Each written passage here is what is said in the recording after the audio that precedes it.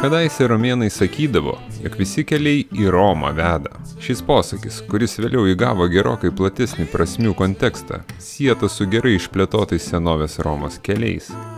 Tačiau puikiai išvystytais kelių tinklais dabar gali didžiuotis daugybė kitų pasaulio miestų.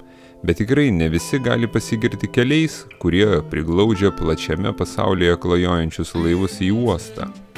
Bet šis trumpas video ne visai apie jūros romantiką ar jos brangų transportą. Šis video tiesiog apie galimybę iš šalies pažvelgti į kelio mazgą, kuriuo dažnas strimgalviais lėkdamas į pajūrį patenka beveik į Klaipėdos viduriuką. Na, o kartais aplenkdamas vasariškai šurmuliuojantį uostamiestį atsiduria dar labiau per siūles trukinėjančioje Palangoje. Kaip ten bebūtų, raginame paukščio akimis pažvelgti į Jakų žiedinę sankryžą, su virš jos jau daugiau kaip 10-metį įtaisytomis estakadomis, iš kurių dalis dar ne visiškai rado savo tiesioginę paskirtį.